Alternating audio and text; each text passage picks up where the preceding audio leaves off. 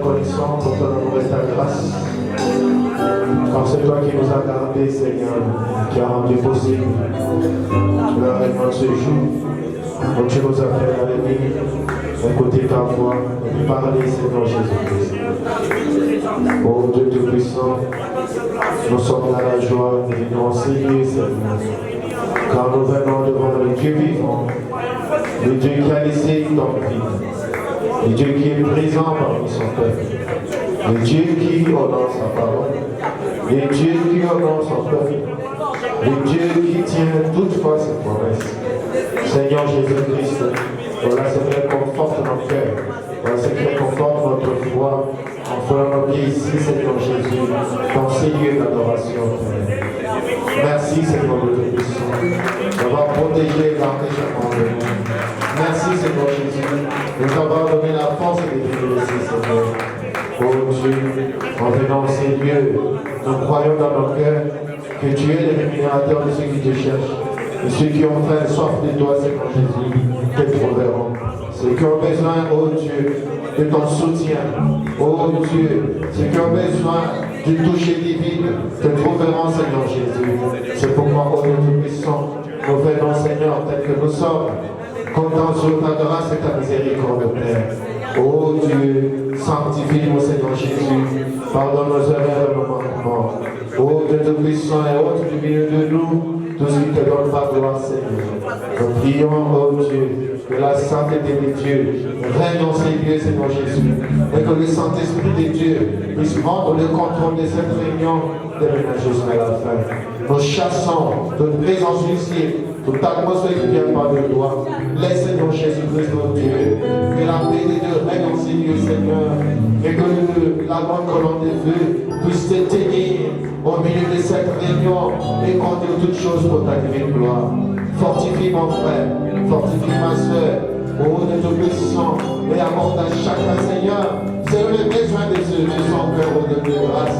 Car tu as dit dans ta parole, venez à moi, vous tous qui êtes fatigués, chargés, je vous donnerai le repos. que tu vas utiliser en ce jour. Nous prions, Seigneur Jésus, que tu les fortifies, que tu les remplisses, et que toi seul sois derrière, Seigneur Jésus, pour confirmer ta parole qui sortira.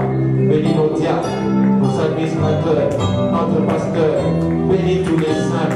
Laisse pour Dieu puissant que ce moment que nous allons passer ensemble, ce moment d'adoration et de prière, soit une grande bénédiction et une consolation pour chacun de nous.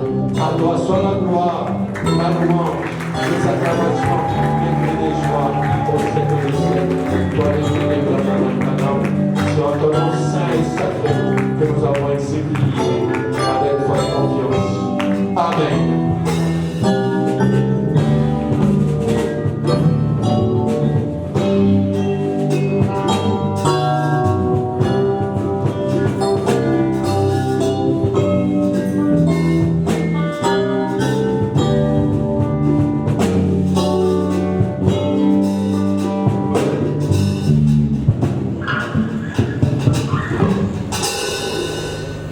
Nous saluons dans le nom du Seigneur Jésus-Christ. Amen. Amen. Est-ce qu'on parle pour le Seigneur Jésus-Christ?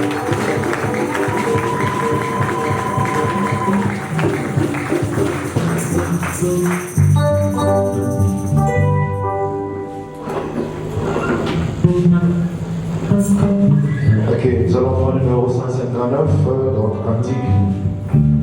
C'est comment dire ma volonté chaque abysme. Dans notre cantique.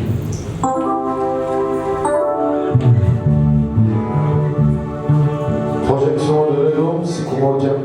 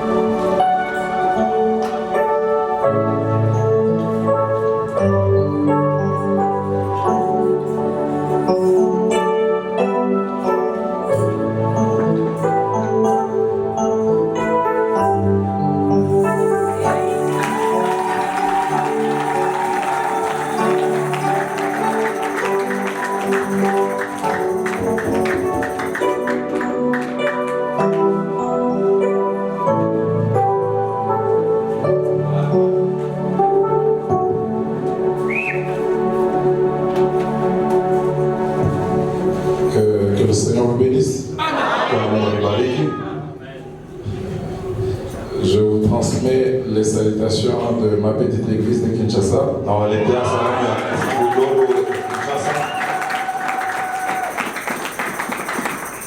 J'étais parti à Kinshasa le lundi.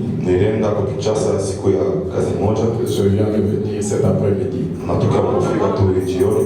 J'avais une mission là très importante. J'étais allé chercher l'argent.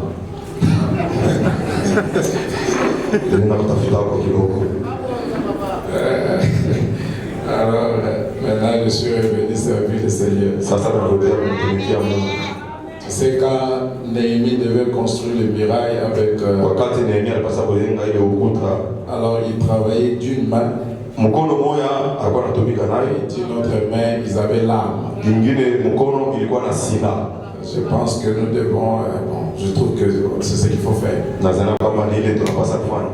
ne doit pas se mettre seulement à prier, Seigneur, bénis-moi.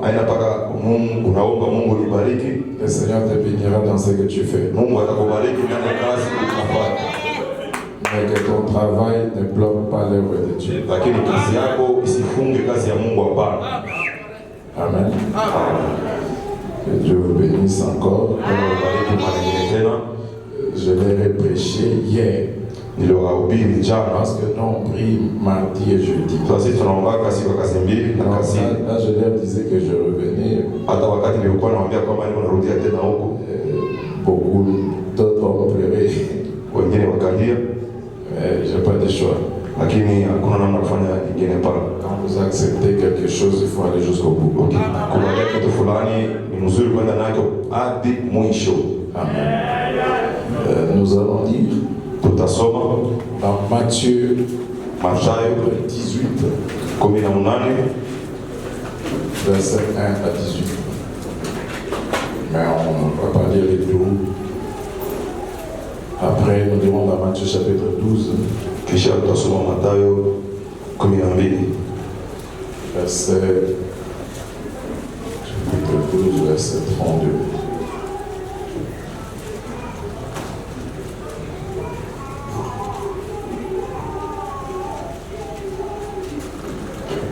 On commence 18 à partir du premier verset.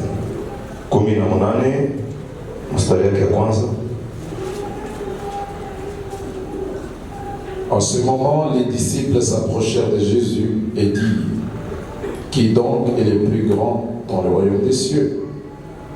Jésus ayant appelé un petit enfant, le plaça au milieu d'eux et dit: je vous le dis en vérité,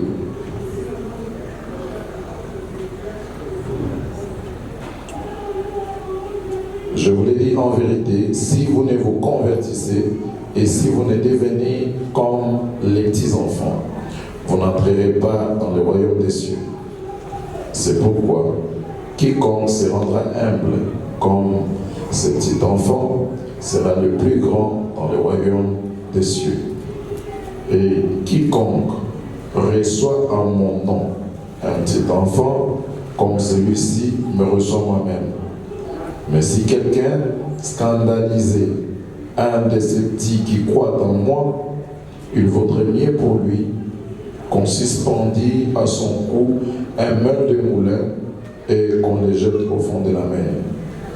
Malheur au monde à cause des scandales, car il est nécessaire qu'ils arrivent des scandales, mais malheur à l'homme par qui le scandale arrive.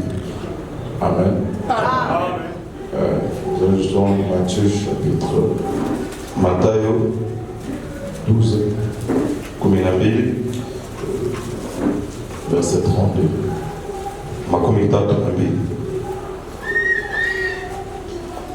Quiconque parle contre le Fils de l'homme, il lui sera pardonné. Mais quiconque parlera contre le Saint-Esprit, il ne lui sera pardonné ni dans ces siècles, ni dans les siècles à venir. Seigneur, nous avons lu ta parole.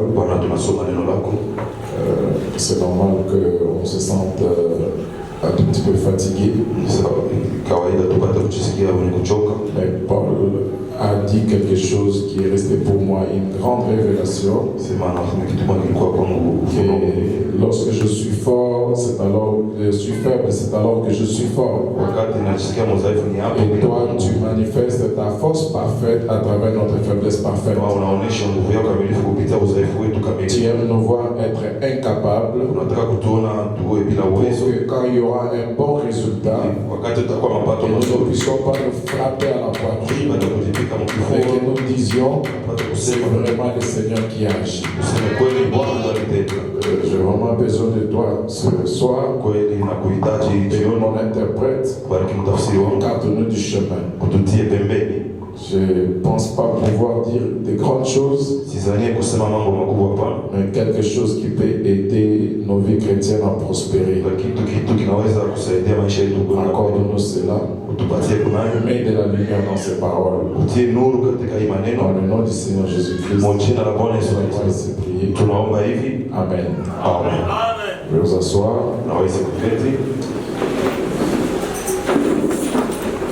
Je crois que nous allons être bénis ce soir. Ça ne sera pas une grande chose.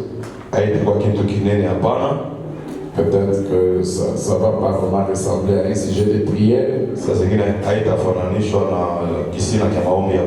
Mais je pense que quand dans la parole, tout est sujet de prière.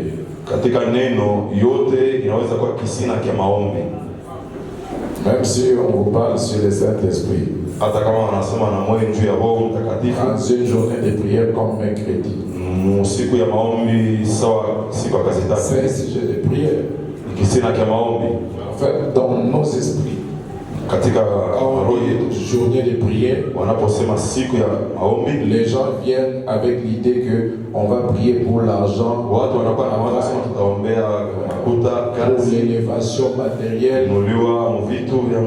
Trop peu pensent qu'on viendra prier pour que notre vie chrétienne soit plus proche de Dieu.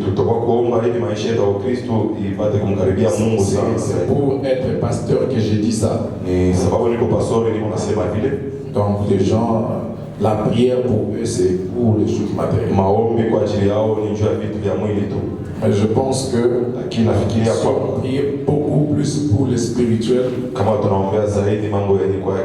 les matériels nous suivra sans qu'on les cherche.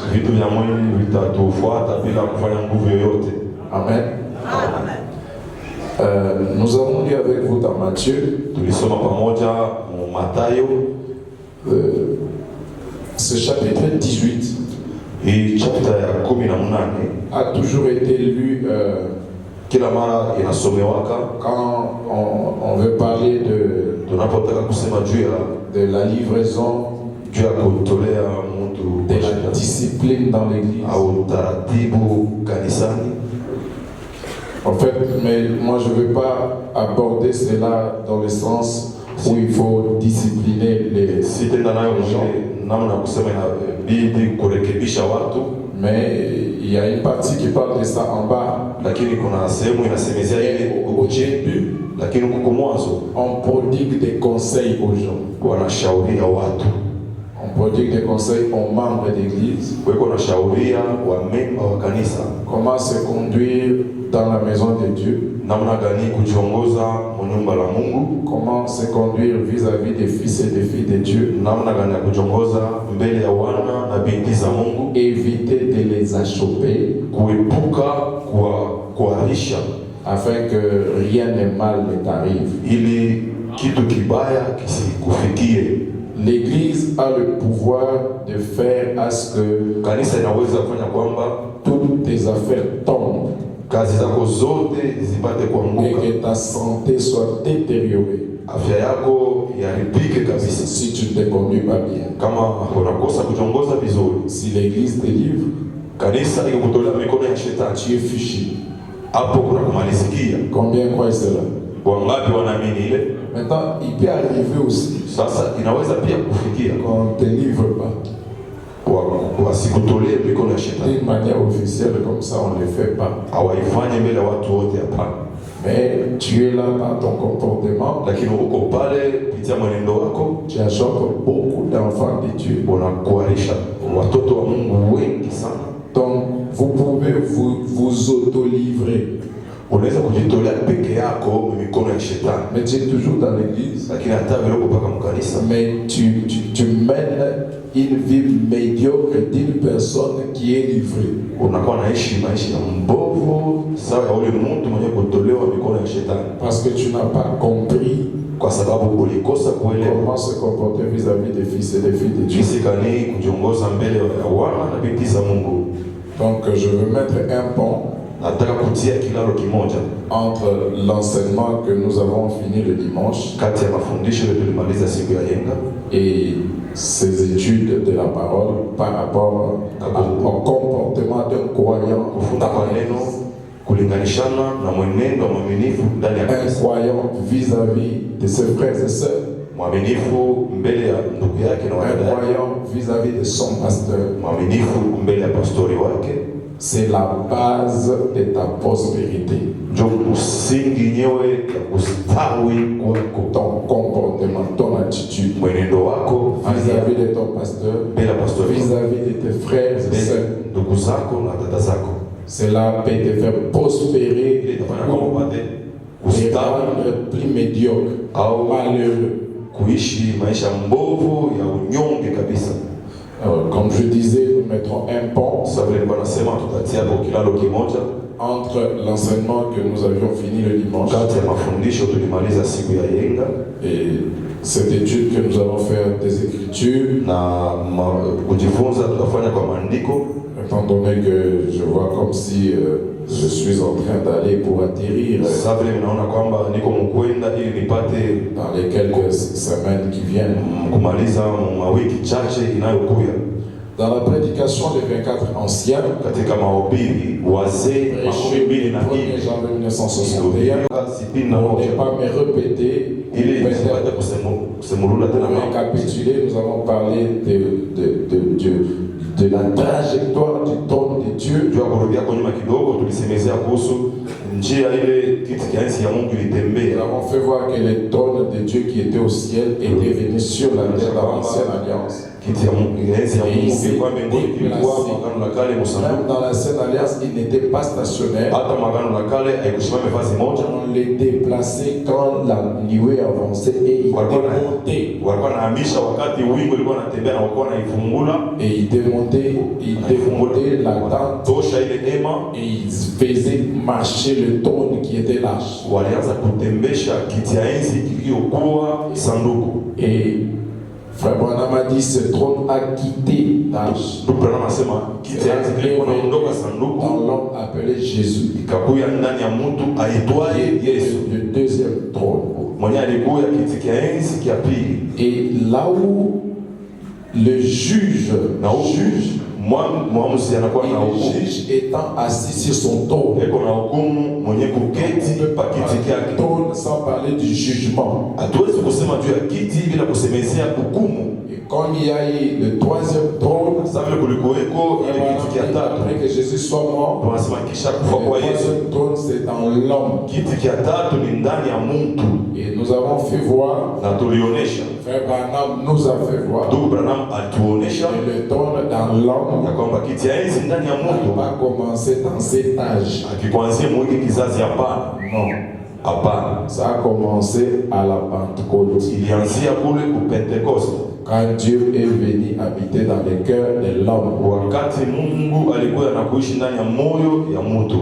la maison là où était le trône de Dieu dans l'ancienne alliance avait 3 pièces. Nyumba ambamo mlikuwaka kiti kia Mungu ilikuwa na Le vipande deuxième tatu. trône qui est Jésus Kiti avait kia 3 pili kilikuwa pièces. Yesu, kilikuwa na vipande Il y tatu. avait le corps, l'esprit et l'âme. Mwili, roho, Et le troisième trône qui est kiti kia l'homme tatu a ni wa 3 Mungu, pièces. naye ana manyumba tatu. Le corps, l'esprit et l'âme. Mwili, roho na mutima. Et dans tous ces 3 trônes, les jugements s'exercent. Na ndani ya ile viti tatu hukumu inatendeka. Et Frère Branham dit, plus Dieu change de trône, Zaidi Mungu anakuwa anabadilisha kiti kyake, plus son jugement devient plus sévère. zaidi hukumu yake inakuwa makali kabisa. Donc le deuxième trône, Maana yake kiti kia qui pili est Jésus, Le jugement de Dieu à travers Jésus était plus sévère que le jugement de Dieu dans l'Arche. Kupitia Yesu ilikuwa na makali sana kuliko hukumu ya Mungu ndani ya sanduku. Et le jugement de Dieu na hukumu yake Mungu dans l'homme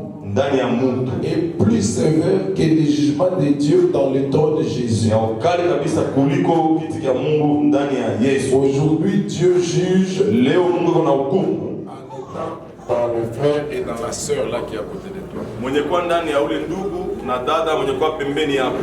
Dieu juge. Mungu eko na hukumu. C'est pourquoi Pierre dit, Kwa maana Petro on anasema arrive à un temps où tunafika wakati le jugement commence par la maison de Dieu. hukumu inaanzia nyumba ya Mungu. Quand on y commence, Wanaposema unaanza, on sous-entend qu'il y aura un jugement dernier. maana yake tunaelewa kwamba utakuyaka hukumu ya mwisho. On ne peut pas dire jugement dernier. Hatuwezi kusema hukumu ya mwisho. Quand on dit jugement dernier, ça veut dire qu'il y a Tunaposema juu ya hukumu, un pré-jugement. huko kwanza ile hukumu inatangulia. Il y a peut-être un jugement ou plusieurs autres jugements avant le jugement dernier. Labda kuna mahukumu mingi kabla ya hukumu ya mwisho, Parce qu'on ne peut pas dire deuxième. kwa sababu hatuwezi kusema ya pili. Quand on dit deuxième, on sous-entend premier. Kama tunasema deuxième, maana yake kwa ile premier. Quand on dit deuxième, on sous-entend qu'il y a premier. Tukisema deuxième, maana yake kwa ile Quand on dit premier. jugement dernier, Tunasema hukumu ya mwisho, on sous-entend l'existence d'un jugement préliminaire, tunaelewa kwamba kuko hukumu ile inatangulia, d'un jugement avant-coureur, kuko ile hukumu ya kwanza, et il y a un jugement qui s'exerce maintenant dans l'église. kuna hukumu inameleka hapa sasa mukanisa, munyumba ya Mungu, Dieu jugeant en étant assis sur son troisième trône qui est l'homme. akihukumu mwenye kuketi katikati ya tatu kenye kwa ya enzi. Les 24 anciens du 1er janvier 1961 Wazee makumi mbili na à nne 234 nukta yake 230 à na nne 235. mpaka 35. Nous avions lu ça, mais sans faire sortir l'idée que Tulisoma bila kutosha kwa ule wazo, sans faire sortir l'idée que je ressors aujourd'hui. bila kutosha ile wazo napenda kuonesha leo. Maintenant, écoutez attentivement. Sasa fuateni mzuri. Un jour, Siku moja la gloire de la Shekinah s'est retirée de ce trône de grâce et s'est établie dans un autre tabernacle. utukufu ya Shekaina ikaondoka kwa kiti cha neema ikaenda mu kiti kingine, Dans un autre tabernacle, mwekalo ingine. celui-ci. Hii 2 points.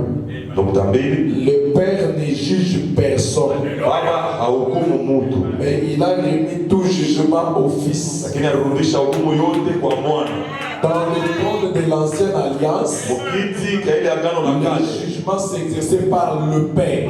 hukumu ilikuwa inatendeka kupitia Baba. La forme visible du Père, c'était la colonne de feu. Umbo ya kuonekana ya Baba ilikuwa ni nguzo la moto, La colonne de feu sur l'arche, nguzo la moto yule ya sanduku c'était le juge appelé Père assis sur son trône. ilikuwa ni mwamuzi aitwaye Baba mwenye kuketi juu ya Et kiti quand chake. Dieu change de trône, Wakati Mungu anabadilisha le kiti, trône devient Jésus. kiti kinageuka kuwa Yesu. Jésus dit, Yesu anasema maintenant le jugement sasa hukumu qui s'exerçait dans le premier trône ilikuwa inatendeka mkiti kile cha kwanza, s'exerce maintenant à travers moi. kilikuwa inatendeka sasa ndani yangu.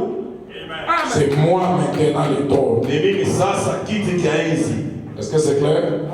Donc, Dieu ne peut pas juger en étant debout. Mungu hawezi kuhukumu mwenye kusimama pana. Ce sont les magistrats qui se tiennent debout. Ni wa magistrati Les wanasimama, juges sont assis. lakini waamuzi ni wenye kuketi. Donc Jésus c'est le deuxième trône. Manake Yesu ni kiti Par cha enzi ya conséquent, pili. Kwa le hiyo Père ne juge personne. Baba Mais il a hahukumu remis tout jugement au Fils. na anamrudishia mwana hukumu yote. C'est le trône du jugement de Dieu. Ni kiti cha enzi ya hukumu ya Mungu. Écoutez, Sasa sikieni, si vous parlez contre moi, mukisema juu yangu il vous sera pardonné. mutasamehewa. Il annonce la venue d'un autre, un autre trône de grâce. Tangaza kuya kwa kingine ingine, kiti kia enzi kia neema kingine. Mais là, il dit trône de jugement. Pourquoi Il appelle ça la encore trône de grâce. Anaita tena kiti kia Les neema. magistrats, Ule magistrat il peut te sauver. anaweza tout kuokoa, comme il peut te tuer. tena anaweza kuua. Donc sur le trône de Dieu, Kwa kiti kia Mungu tu peux être gracié, unaweza tout comme kupokolewa, tu peux être condamné. tena unaweza kuhukumiwa. Ça dépend de ton attitude. Inategemea na hali yako. Pourquoi un bon avocat, Ndio kwa maana mtetezi ou bien mwema, une personne qui plaide sa cause, ule mtu uko na semezea jambo lake, utiliser de bons langages devant les magistrats. anapasha kuwa na usemi mzuri mbele ya ule Quand mwanzi. Paul devait répondre devant Agrippa, Wakati Paulo anapasha kujibu mbele ya oh, Agripa, et ma vie éternellement. Donc, ishi milele. en français, on dit qu'on en Chilba, on dit en lingala, on dit qu'on l'aime pas. On l'aime pas. Donc, il dit des paroles. Ndio nasema maneno C'est très important. ya lazima kabisa. Le magistrat, il faut éviter de les blesser. Magistrat epuka kumuumiza, Parce que c'est lui qui a le dernier mot. msemo ya mwisho yeye ndio konayo. Donc, le même trône de jugement. Ile kiti kia enzi ya hukumu moja moja, Et dans le jugement, na ndani ya il hukumu y a la grâce, muko il y ne a aussi la condamnation. muko pia kuhukumiwa.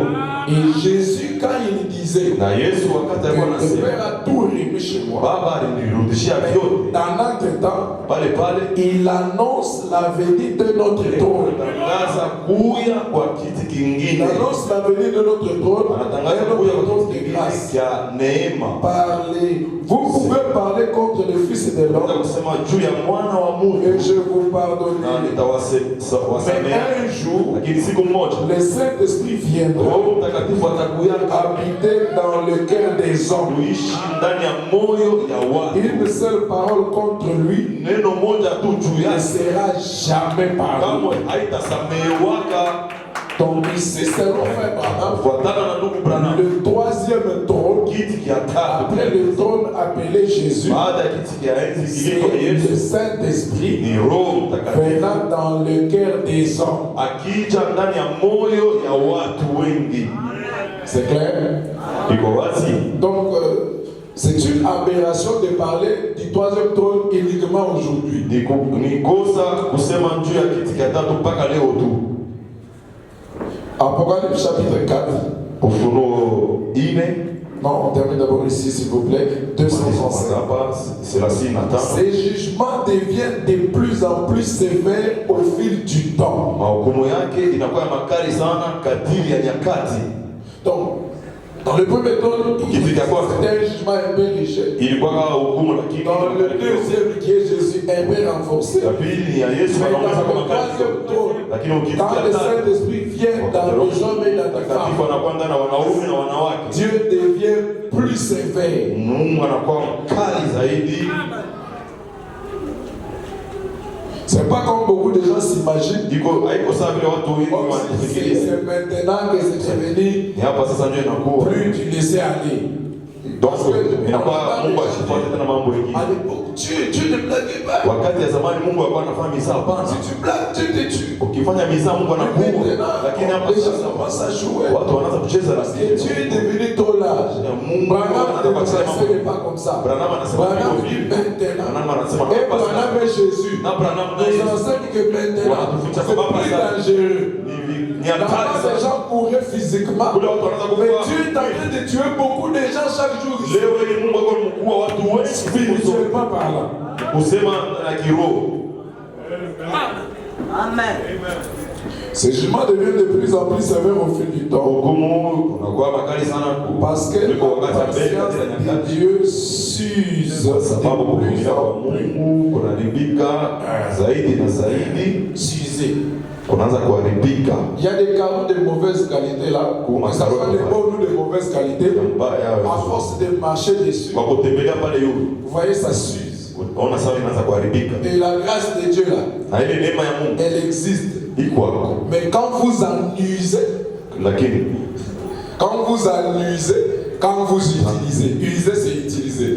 kama unaitumia Ah, voilà. Quand vous en usez, ça s'use.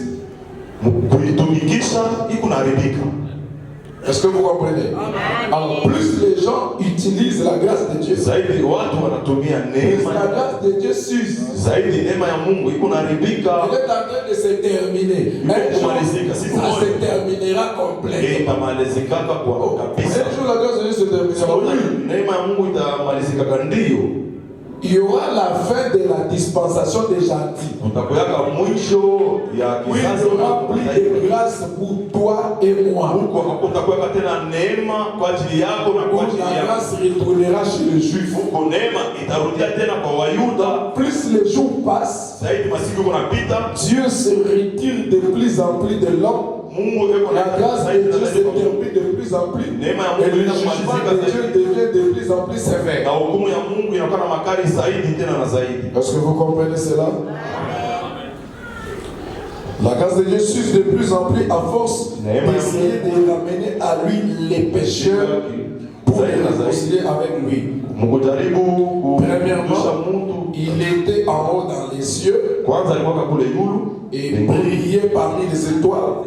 Deuxièmement, katikati ya il manyota, était sur la terre, alikuwa brillait duniani, à travers la gloire de la chair. wanangala kupitia Puis il utukufu ya vint se Shekinah. faire chair Kisha kaja et kufanya habiter mwili, parmi nous. akakaa katikati yetu Continuant disait sa patience. kuendelea na kutumia Ensuite, kisha yake il a racheté l'homme akakombola Mungu par son sang kwa damu yake et est rentré dans son église na akaingia sous la forme kanisani du mwake Saint-Esprit. katika umbo ya Roho Et Mtakatifu. celui qui parle contre le Saint-Esprit, Na anayesema juu ya Roho c'est Mtakatifu fini. jo basi Ça n'est fini de lui.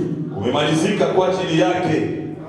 Donc, Maana yake Apocalypse chapitre 4, Ufunuo Chapitre chapter 3. 4 prêché le 8 janvier 1961. ilihubiriwa tarehe 8 mwezi wa Januari mwaka wa 61. Frère Branham dit, Ndugu Branham anasema paragraphe 283, 283 nukta. Branham dit, Branham anasema maintenant nous vivons dans un autre âge. sasa tunakuwa naishi kwa kizazi kingine. Gloire. Utukufu. Oh, j'aime cet âge-ci. Oh, napenda hiki kizazi. Pas vous. Sio nini? Est-ce que vous aimez cet âge? Eti unapenda hiki kizazi? Bien aujourd'hui, Mzuri leo hii. Dieu a un trône de grâce qui doit être gardé. Mungu ana kiti cha enzi ya neema kinapaswa Comme le kulindwa. premier trône était gardé Sawa vile kiti cha kwanza kilikuwa par les kimepigwa 4 êtres na vivants, viumbe ine qui hai était représenté par les 12 tribus. yenyewe vilifananishwa na kabila 12 Divisé en 3 tribus de chaque côté. vikabula makabila 3 kila ngambo. Et même Dieu a un trône de grâce qui doit être gardé. Mungu ana kiti cha neema kinapaswa kukingwa. Croyez-vous cela? Munaamini ile Où se trouve le trône de la grâce? kiti cha neema kiko wapi? Dans le cœur de l'homme. Ndani ya moyo wa mtu. Et Frère Branham dit, Na ndugu Branham anasema où cela est-il venu dans le cœur de l'homme? ile ilikuwa wapi moyo wa mtu? Parce que Kwa sababu le trône de Dieu est venu dans le cœur de Jésus.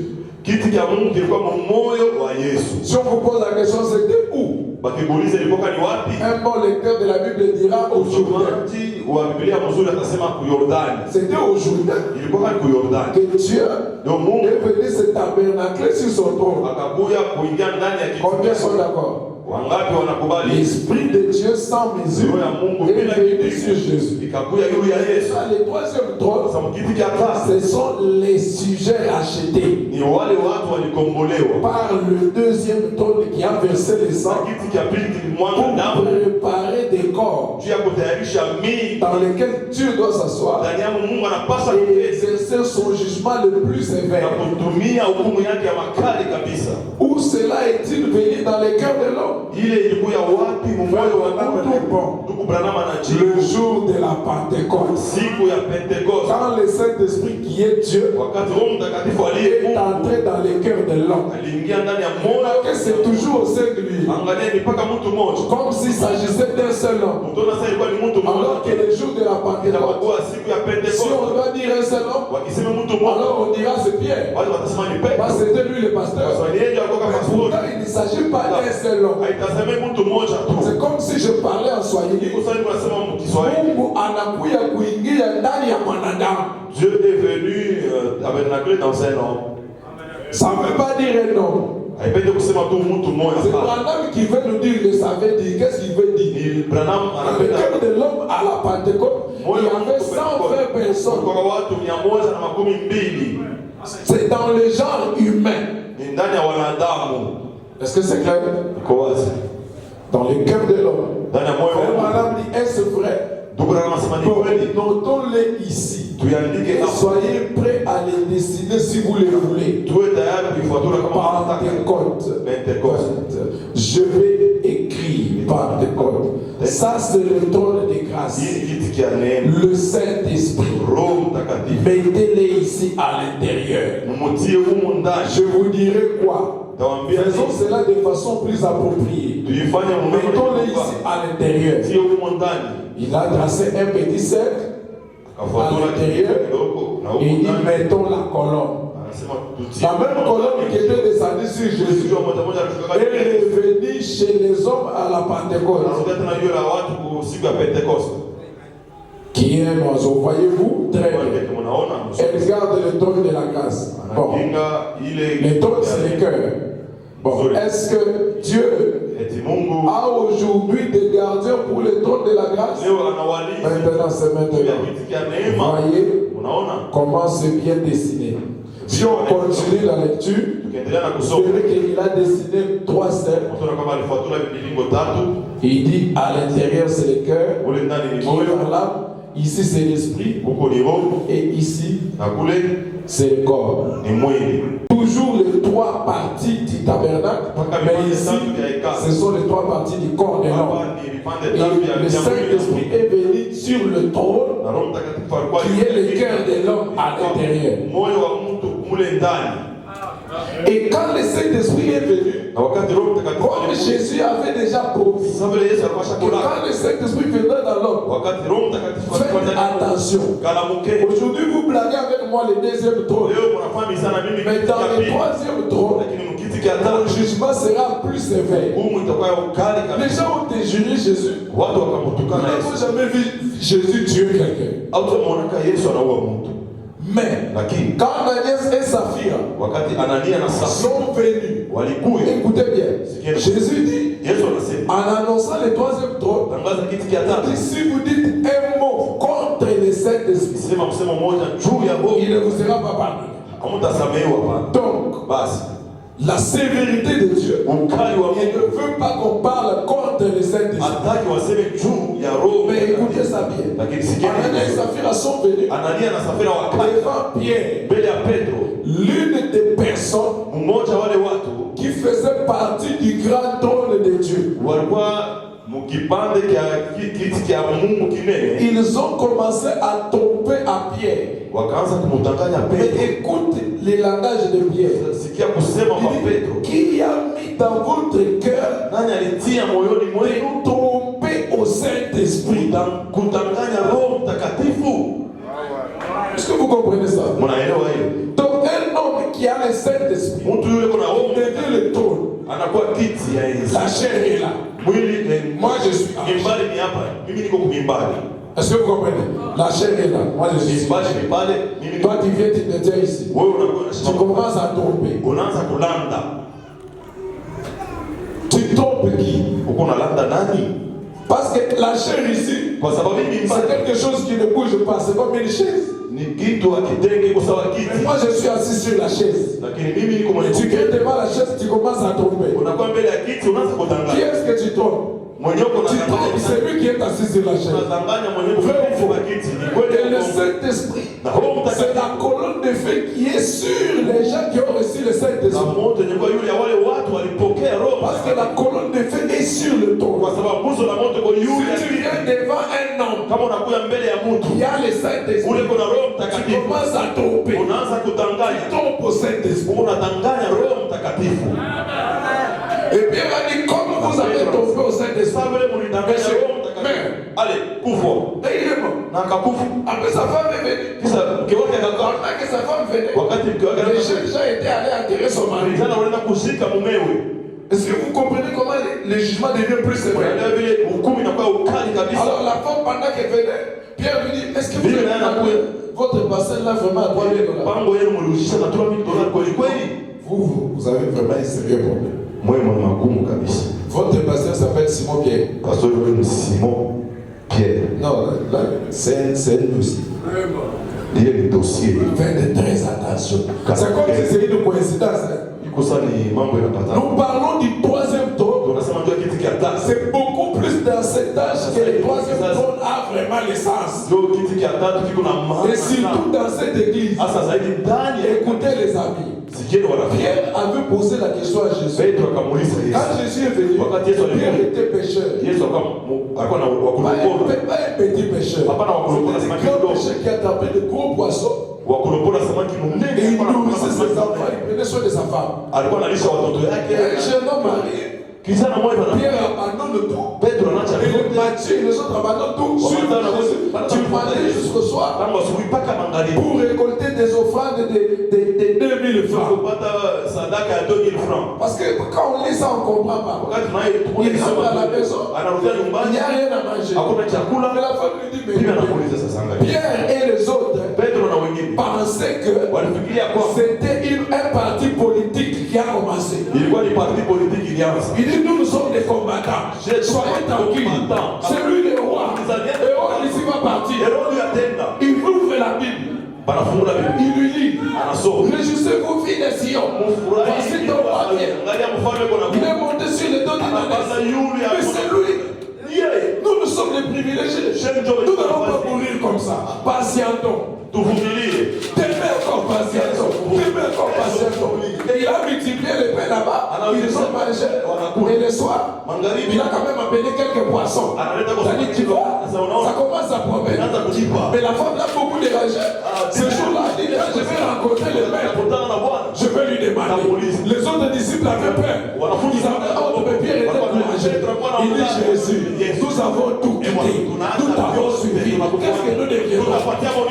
Votre pasteur a tout quitté. Simon Pierre a tout quitté. Qu'est-ce qu'il va devenir? Nous avons besoin de gens courageux qui peuvent poser la question à Jésus. Et Jésus lui dit, si quelqu'un a abandonné des choses dans ce monde à cause de moi, il recevra au centuple ici, pas ici, au centuple des maisons, des champs, des chevaux. Le cheval est là-bas, c'était le moyen de transport. Dieu doit nous donner des voitures ici. Votre pasteur doit rouler avec la voiture ici, pas au ciel. Une grosse Jeep là ici, pas au ciel. C'est Dieu qui lui a promis cela. Et Pierre savait que Jésus lui avait promis cela. Et le petit monsieur là, fier, moi j'ai souffert comme ça à cause de Jésus. Toi t'es pasteur, quand on était des bébés, nous chantions déjà des chansons qui bénissent le monde entier jusqu'aujourd'hui. J'ai toujours cru qu'il est le David du message. Et au ciel on se retrouvera avec lui. Il a livré sa jeunesse pour ce message. Un Pierre comme ça, toi tu viens, tu commences à blaguer, tu as vendu ta parcelle, au lieu de donner toute la nuit, tu as coupé une partie, tu as laissé à la maison, et tu tombes, tu penses que tu tombes à un homme, alors que tu tombes au Saint-Esprit. Même s'il ne parle pas, mais s'il sent dans son cœur, je sens comme si ce frère ici ne dit pas vrai. Mais tu es en train de te maudire toi-même. Parce que tu ne sais pas devant qui tu es. Et après tu appelles notre pasteur, c'est les Moutouza. Pour toi, Moutouza, mais c'est quoi? Est-ce que tu comprends? Tu comprends dans quelle église tu es? Tu comprends qu'est-ce qu'un pasteur? Tu comprends qu'est-ce que quelqu'un qui a le Saint-Esprit? C'est le trône de Dieu. Et il ne trompe, c'est tromper Dieu. Il y a des histoires comme la dîme, c'est un droit, c'est pas un cadeau. Ce sont des choses que Dieu a promis à des gens qui se sont consacrés, qui ont livré certaines choses. Et là, ce n'était pas seulement la dîme. Là-bas, ils avaient des biens en commun. Tu vas, tu amènes tout. C'est Pierre qui gérait ça. Vous commencez à comprendre. Pierre n'est pas mort quelqu'un qui souffrait, qui manquait l'argent. Parce que s'il est mort comme ça, donc Jésus a tombé. Parce que Jésus lui a dit qu'il bénéficiait au centuple. Donc Pierre a vécu une vie d'abondance avant de mourir. Mutokali na aguba batala kena kunote. Mutokali na aguba batala kena kunote. Mtu liko na Mutokali na ule anaganga kalanga batala kena kunote. hapo mwangalie kinywa hapana. So batala kena kunote beta ni bago. Kama unaanza kuangalia kwa kinywa utakualika. Comment c'est mal les pasteurs doivent avoir une grosse jeep? Comment c'est mal lui? Namna gani kwa pastor na jeep ya kunene? Pierre a eu ça avant vous parce que Yesu alipata mbele yenu kwa sababu alitangulia. il a souffert avant. Aliteswa mbele yako.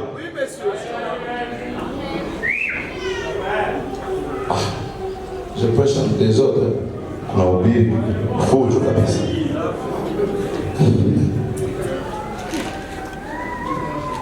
Amen. Écoutez, Sikieni. je commence, je crois que c'est la dernière citation. Na mnadhania kwamba ni andiko ya mwisho Dans la prédication de 24 anciens, ndani ya mahubiri wazee 24, paragraphe, je crois, 200.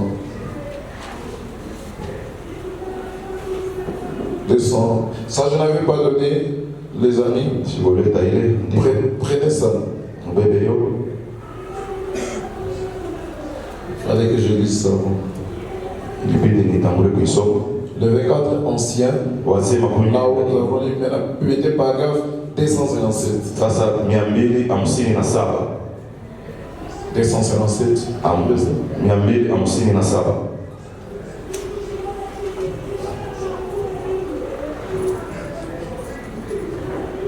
C'est pas Apocalypse, mais après, bon. Le 24 ancien, le 1er janvier 1961. wazee 24 tarehe ya kwanza Paragraphe 257. nukta 257.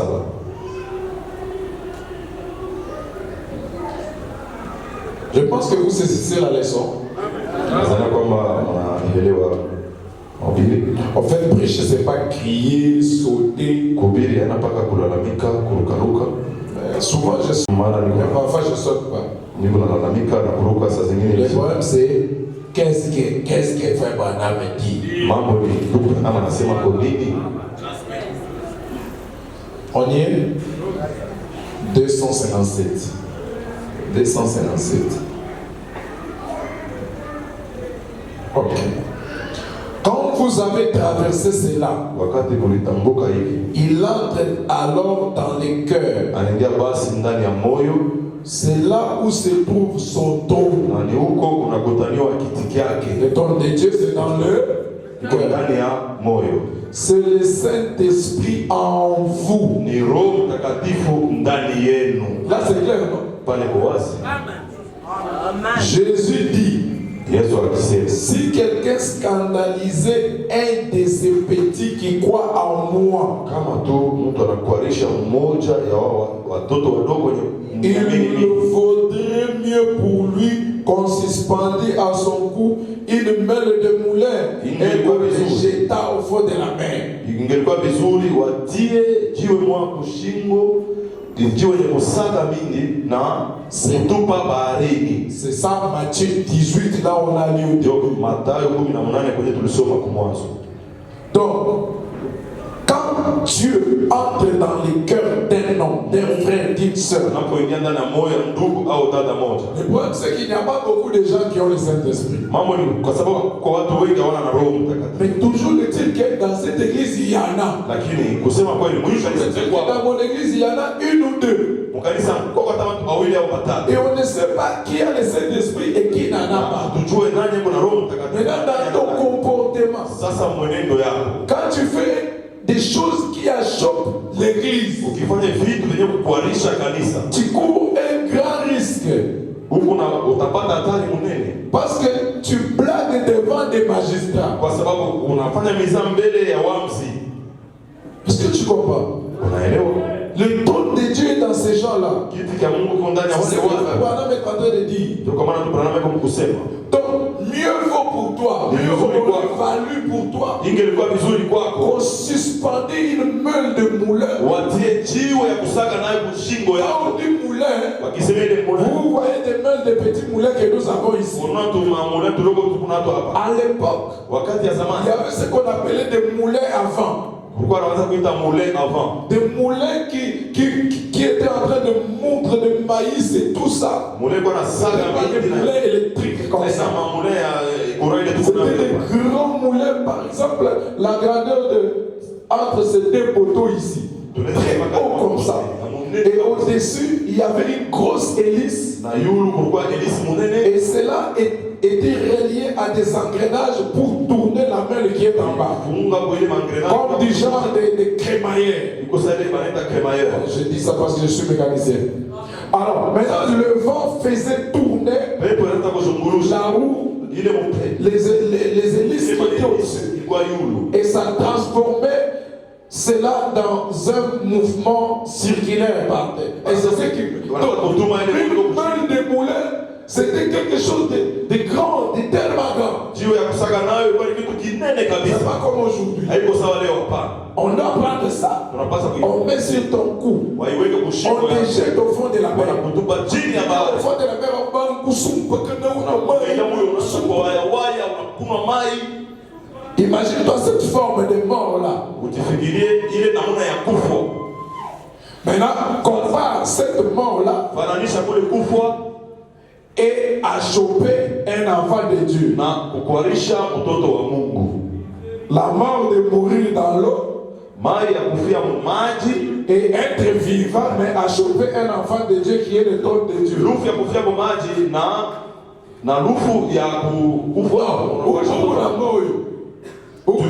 Tu vis. Mais où on a chopé et tu achopes les enfants de Dieu.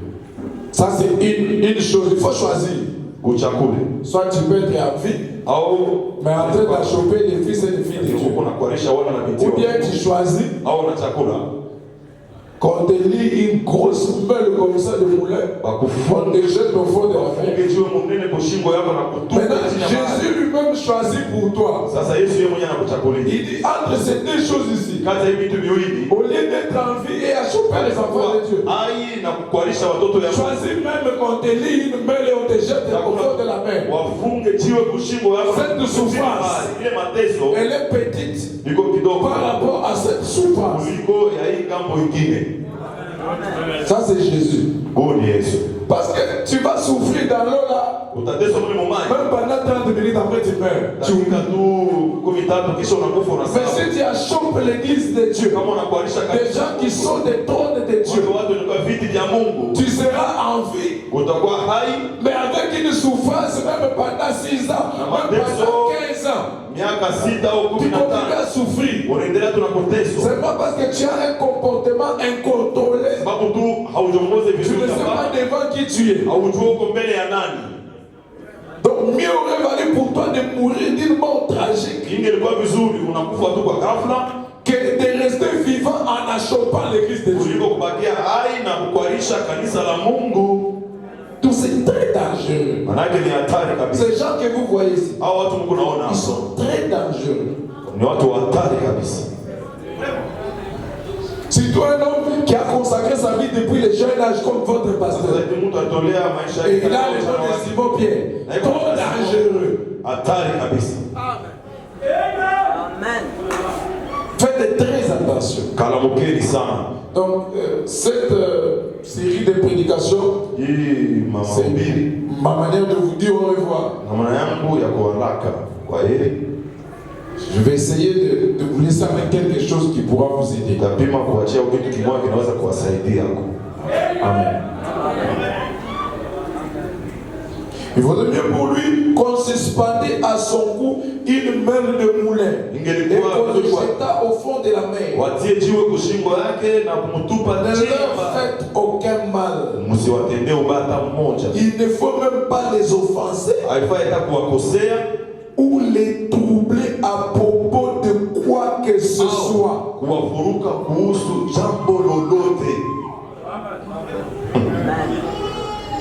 Moi je m'en fous faire.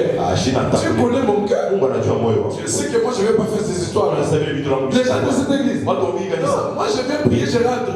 C'est leur affaire. C'est soit choper qu'ils soient chopés. Et ils se mettent à choper même pour rien. C'est pas mon problème. Il ana mambo J'ai pris mon Dieu, je pars. Anaomba tu Mungu wangu mimi narudi. Non.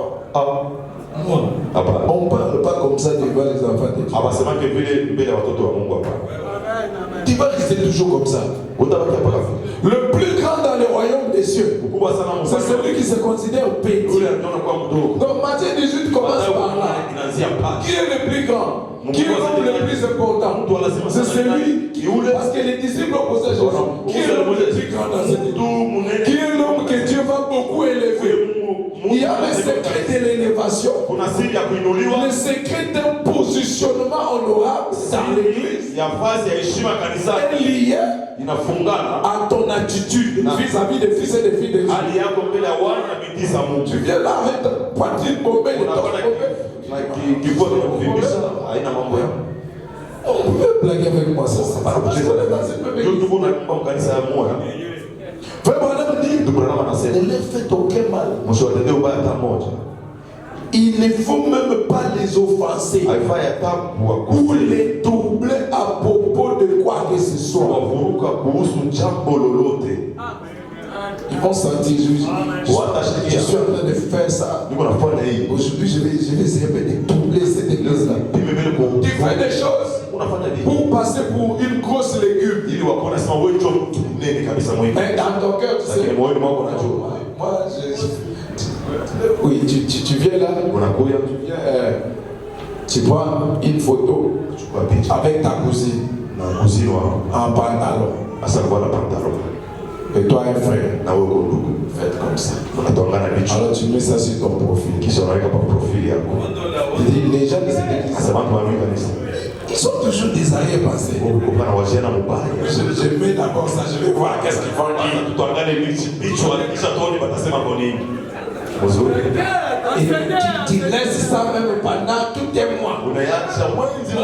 Tu vois les commentaires, tu mets ça même sur Facebook. Alors quand ils commentent, ils disent mais tu as fait comment? Vous aussi vous exagérez. Est-ce qu'il y a un problème? C'est seulement à la fin. C'est ma cousine, vous aussi.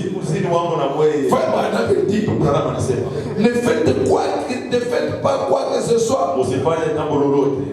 Il ne faut même pas les offrir. Ça sont des prédicateurs de petits enfants. C'est comme à 5 ans, quelqu'un peut se pécher comme ça. Laissez-moi être comme ça. Laissez-moi. Si c'est ACK, donc c'est Branham qui est ACK.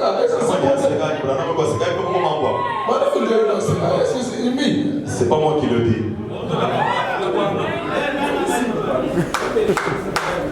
Wewe uchikuyaseka wewe muntu ukuyaseka fika yojine wewe asa uko maisha kali non yeye wenyewe ana aseka toi qui n'est pas aseka OK c'est Branham qui est aseka ni Branham jo aseka parce que ça sont des prédications de Bethel c'est ma prédication à Bethel c'est comme ça vous avez des esprits mesquins bizarres. Un prédicateur monte, il lit frère Branham. Tu sors, tu traites de cette prédication dans ce cas. Qui traite de Dieu dans ce cas? Tu traites ce prédicateur-là ou frère Branham? Oui, comment vous blaguez avec votre vie? Et tu ne sais pas comment ma vie n'avance pas. Vous sortez là dehors, surtout les bannettes. Excusez-moi, vous, votre tibi est bonne là. Ta tibi là. C'est une bonne tibi. Vous n'avez pas de défaut. Je ne peux pas parler de ta tibi. Parce que j'en parle. Dehors ici, tu vas me frapper. Il va le dire là. Moussabou.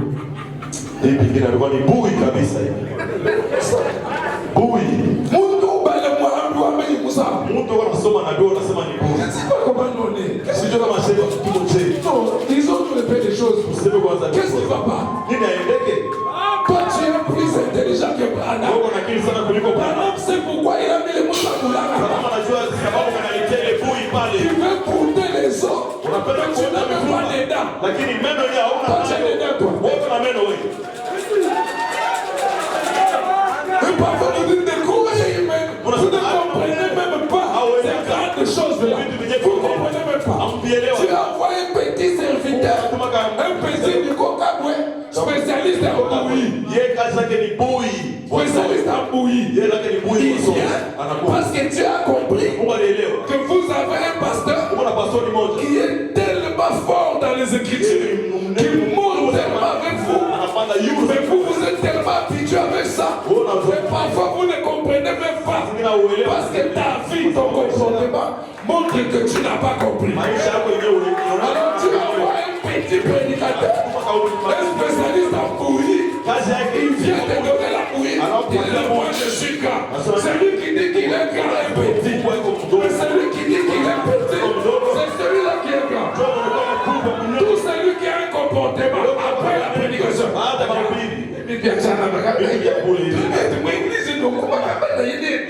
C'est un grand esprit ne parle pas comme ça. Vraiment, on a dit, je vis des grands jours. C'était des personnes, quand vous parlez avec lui, il te donne l'impression comme si toi tu étais plus grand que lui. Tu regardes même comment il est habillé. Tu te demandes, mais celui-ci peut être mon domestique. Alors qu'il peut engager toute votre progéniture. Nous, on n'a même pas nous ici, c'est tous nous les Congolais. Quand je dis nous, c'est moi dedans. On n'a même pas d'argent. Nous une femme à où? Et cet esprit-là entre même dans la conception des choses de Dieu. Les gens qui parlent trop de grosses choses sont petits à l'intérieur. C'est pourquoi les vieux a chanté.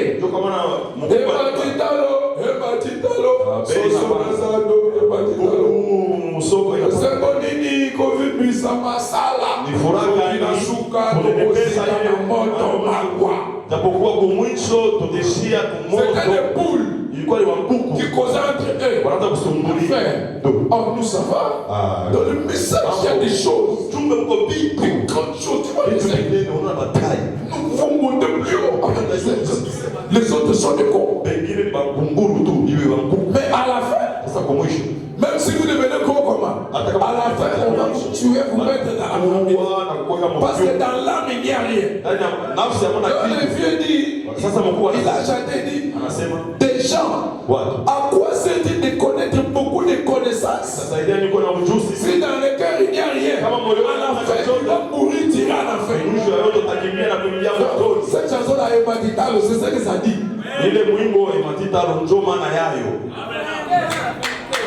Pourquoi il a trop de valeur? On a quoi la paix? Matthieu 18 dit, les disciples disent, mais qui est le plus grand? Je sais pas. Le plus grand, c'est celui qui se croit être petit. C'est le plus grand dans le royaume. Ne faites pas ces histoires-là. Même si ce n'est pas un péché, mais j'évite de faire quelque chose qui peut troubler les enfants de Dieu. Enfin, on te voit en route avec une seule discipline. Vous êtes tenu à la main. Vous marchez. J'entends. On te dit, les diacres te disent, mais ça. J'ai dit, papa, moi, c'est Branham Mourien. Depuis qu'on connaît Branham Mourien, donnez-moi la citation qui dit que je ne peux pas tenir la serre à la main. Moi aussi dire que je n'ai pas la citation. Même moi ici, je n'en ai pas. Non, je vous dis la vérité. Je n'en ai pas. Est-ce que quelqu'un a une citation? Il dit qu'un frère ne peut pas tenir une serre à la main et marcher. Est-ce que quelqu'un en a?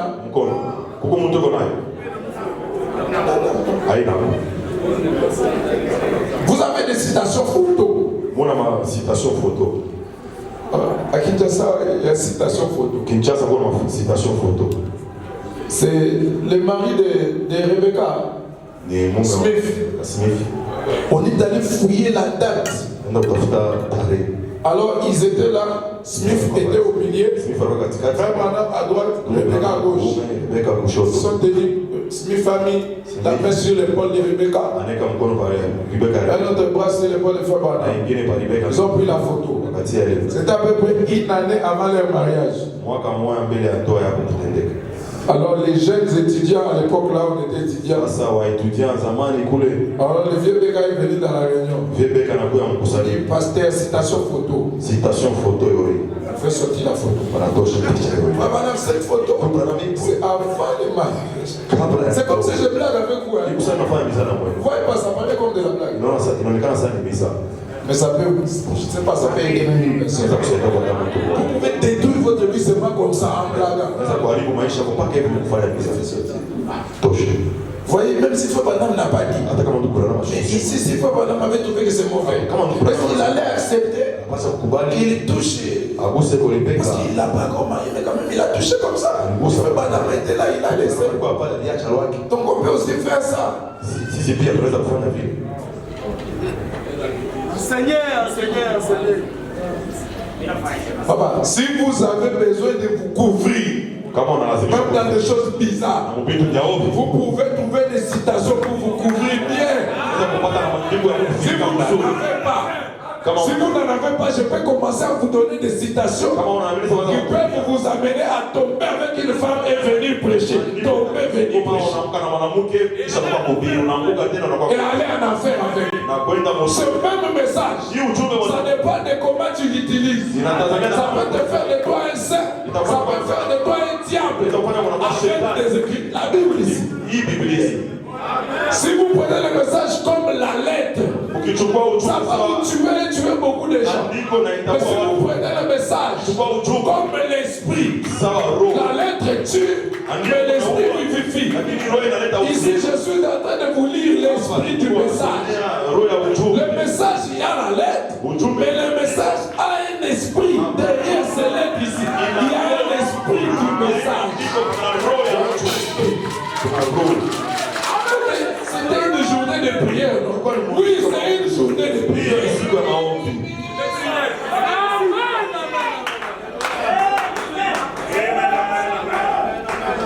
Il ne faut même pas les offenser ou les troubler à propos de quoi que ce soit. Il vaudrait mieux que vous noyez ou que vous ne fissiez jamais né sur cette terre.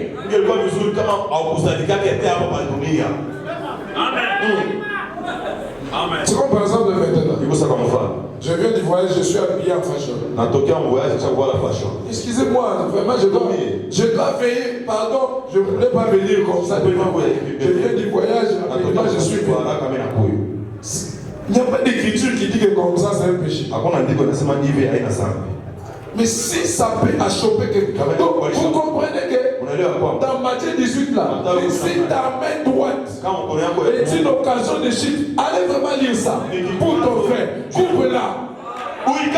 Si ça dérange, je préfère porter de gros pantalons comme ça, si ça dérange. Frère, vous exagérez, ça dit quoi? Ah, qu'est-ce que je suis en train de faire ici? Je complique les choses bien. Ça, c'est la Bible.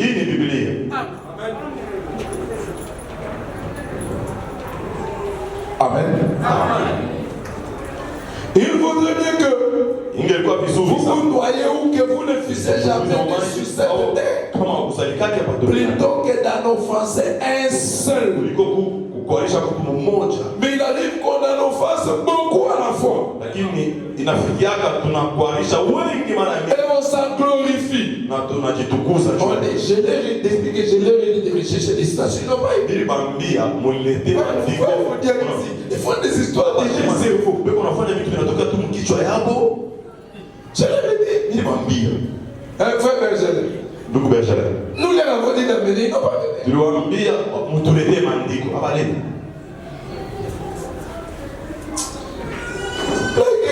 Oui, je suis terre et je suis terre.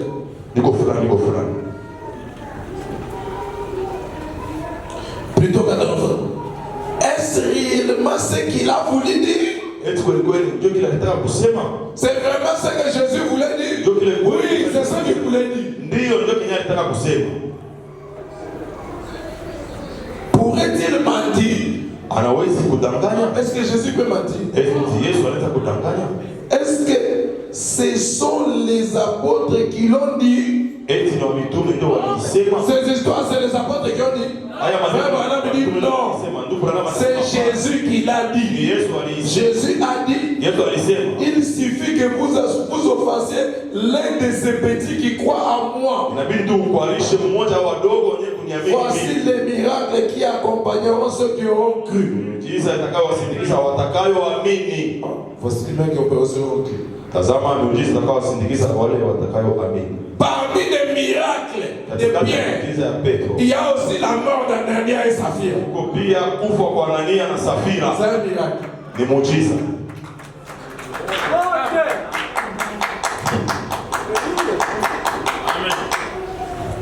Dans l'église, tu peux avoir raison. Si le niveau spirituel de l'église, là où tu pries, ils n'ont pas atteint le niveau de comprendre que toi tu as raison. Aussi longtemps que tu es là, si tu veux prospérer, humilie-toi seul. Père ta raison. Ou bien, sors de cette église-là, va trouver une église de ton niveau. Où les gens trouvent que s'habiller comme cela, c'est pas un péché. C'est comme ici, nous savons que s'habiller en borsalino et en pantalon jeans, ce n'est pas un péché. Moi, je sais que nous, on connaît ça comme ça. Ici. On connaît ça comme ça. Parce que je vois mon ancien comme ça, je sais que on voit ça chez Branham, mais il y a d'autres qui ne peuvent pas avaler ça. Si vous êtes dans une, faites attention, suivez les rythmes de l'église, suivez les rythmes de votre pasteur. Ne montez pas plus haut que le niveau spirituel de ton église. Si tu estimes comprendre mieux que ton église, tu fais quoi là-bas? Tu ne vas pas progresser. La bénédiction ne quitte pas du ciel vers toi. La bénédiction quitte du ciel, ça descend sur la tête d'Aaron, ça descend sur sa barbe, ça descend sur le pas des Aaron jusque chez toi. Tu fais quoi ici? Tu fais quoi ici? En critiquant la vision du pasteur. Tu fais quoi ici? En critiquant la conduite de cette église. Tu fais quoi? Et tu te demandes pourquoi tu n'avances pas. Un pasteur c'est comme un sorcier. Il est ton Dieu, il est ton sorcier. Il est ton Dieu comment? Quand tu es bien avec lui, quand dans son cœur, tu passes bien, tu passes. Quand il fait passer chaque croyant, il fait passer celui-ci, il passe bien. Il fait passer, quand il te fait passer, tu passes bien. Quand il passe à ton nom, son cœur est tranquille. Comme si comme tu es béni. Tout ce que tu fais marche. Le cœur du pasteur est connecté au cœur de Dieu. Par conséquent aussi, le cœur de tous les fils et toutes les filles de Dieu qui ont le Saint-Esprit, qui marchent en harmonie avec le pasteur. Tous ces gens-là, faites attention avec eux. Et si ça ne va pas entre toi et le pasteur, tu es dans cette église-là, tu blagues. On ira des réunions de prière en réunion de prière, des réunions de prière en réunion de prière. Tu seras toujours comme ça. Donc en fait, je dis des choses que j'ai lues et que j'ai vécues. Ça fait partie des erreurs de ma vie. Ni pamoja na makosa ya maisha yangu.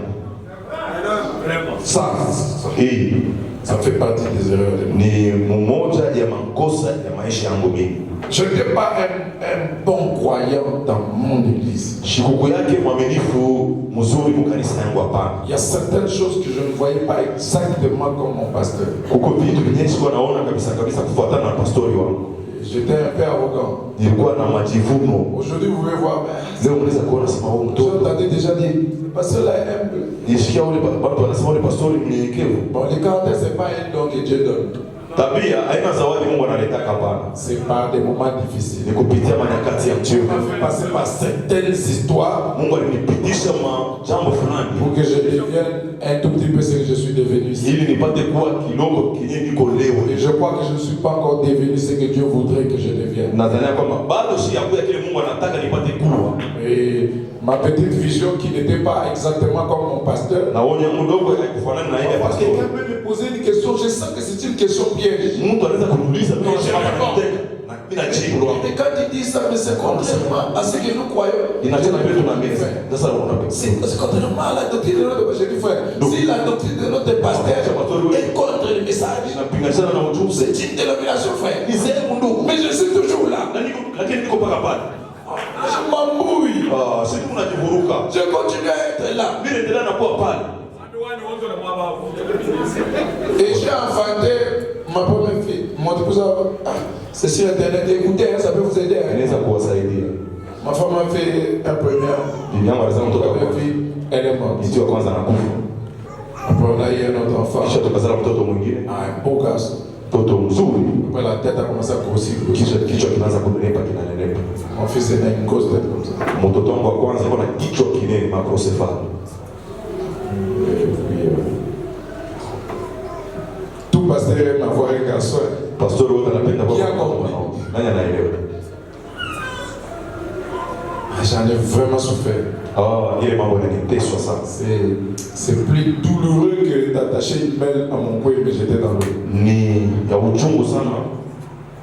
Kuchukua jiwe na kuweka kushimba na kunitupa baharini. Mais qui de continuer à vivre avec des choses pour lesquelles vous priez, vous semble tirer les rideaux comme ça à la fin.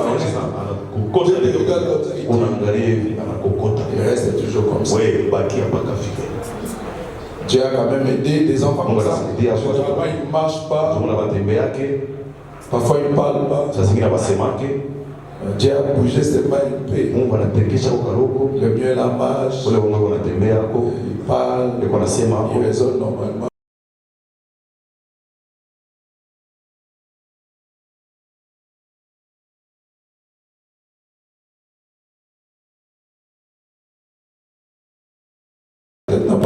Lakini kichwa mpaka kinene akikonde hapana. Mais je dois savoir pourquoi cela est venu. Lakini mimi napaswa Je n'étais kujua pas kwa nini mambo croyant dans mon église. Sikubaki mwaminifu mwema mkanisa yangu hapana.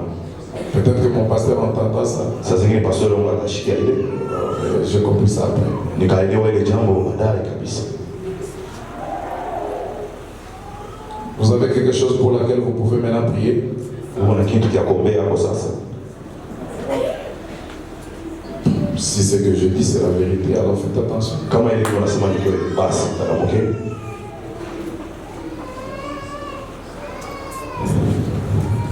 Que Dieu vous bénisse. Mungu akubariki.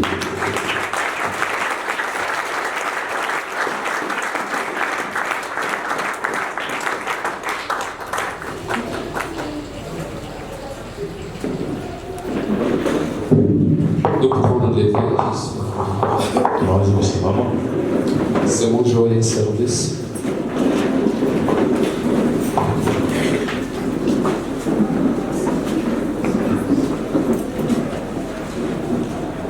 Donnez la gamme.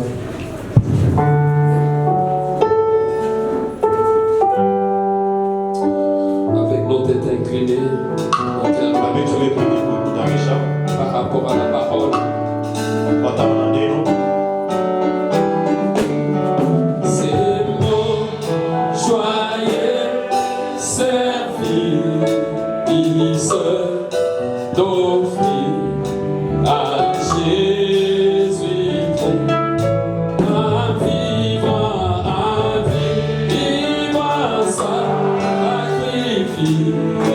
sacrifice encore et bon.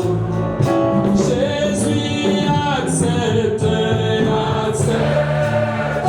mon offrande.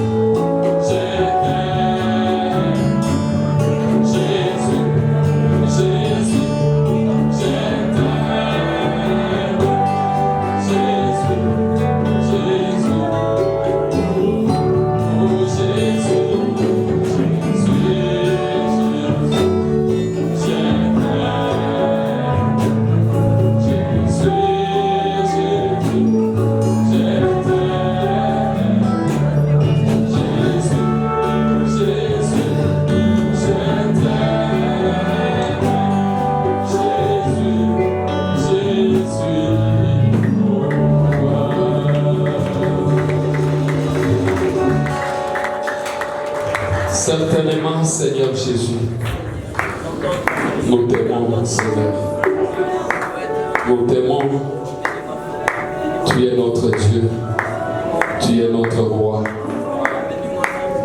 Comme ta parole nous le dit, que les petites choses soutiennent les grandes choses.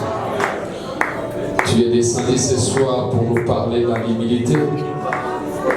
Certainement, les messages, ce n'est pas des citations, ce n'est pas des papiers, mais c'est l'esprit. Oh Dieu, aide-nous à comprendre l'esprit du message. Beaucoup de gens parlent du message, mais ils n'arrivent pas à saisir l'esprit du message.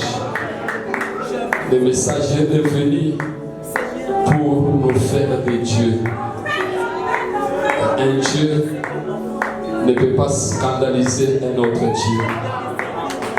Un Dieu ne peut pas faire quelque chose pour se faire voir. Seigneur, ce soir nous avons beaucoup compris. Et aide-nous, Seigneur Jésus. Aide mon frère. Certainement Pierre avait ses hauts et ses bas. Paul avait ses hauts et ses bas. Mais ils étaient les trônes de Dieu.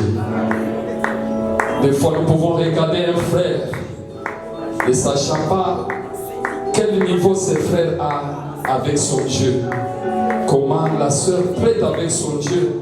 Comment les frères prêtent avec son Dieu. Seigneur, pardonne-nous, Seigneur Jésus, à ne pas regarder un frère, à ne pas regarder une sœur, mais à regarder Dieu qui est dans la sœur. Seigneur Jésus, nous te demandons pardon, Seigneur. Nous ne voulons pas être des pierres d'achèvement, Seigneur Jésus. Nous voulons être des chrétiens, Seigneur, qui honorent le message, Père, qui vit la vie du message, mon Sauveur et mon Roi. Seigneur, nous te disons merci. Parce que tu es le Saint-Esprit qui descend pour parler à cette église, Seigneur. Seigneur, c'est cette portion que tu avais prévue pour ce soir. Tu avais vu une faiblesse quelque part où tu voulais aider tes enfants, Seigneur Jésus. C'est pourquoi merci pour la correction, Père. Merci, Seigneur Jésus. Bénis maintenant ton serviteur, le pasteur Nico, que tu viens d'utiliser dans l'humilité, Seigneur Jésus. Il est fatigué en tant qu'homme, mais il a besoin de toi, Seigneur Jésus. Fortifie-le, Seigneur Jésus. Bénis sa chère épouse. Bénis ses enfants, tout ce qu'il est en train de faire pour toi, Seigneur. Et bénis aussi notre pasteur, Père.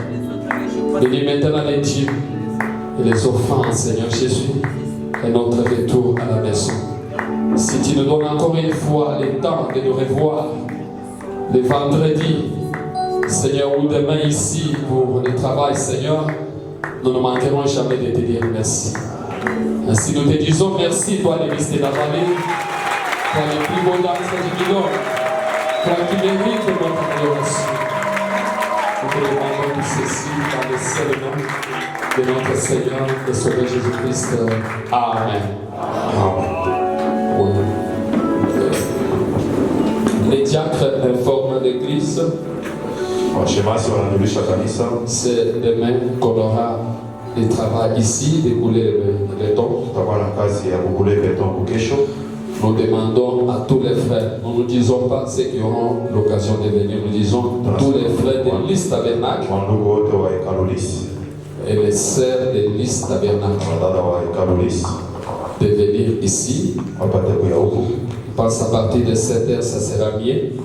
Itakuwa vema saa asubuhi kabisa. Donc demain, Kesho que les sœurs, ce que vous sentez dans votre cœur, soit un foufou pour amener, pour toujours amener, hilo utaongozwa kama watalitaka watu chakula wanaweza kuleta, ou quelque chose pour contribuer aussi.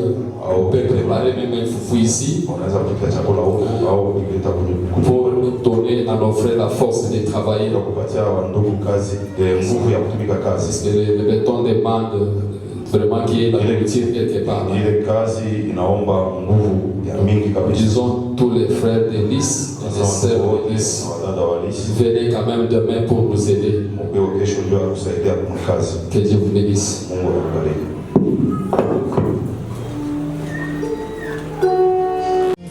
Pour garder tout ce qui t'appartient.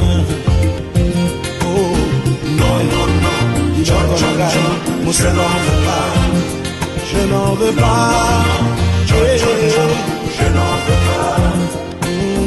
Non, non, non, je n'en veux pas. Non, non, non, non, je n'en veux pas. Non, non, non, non, non.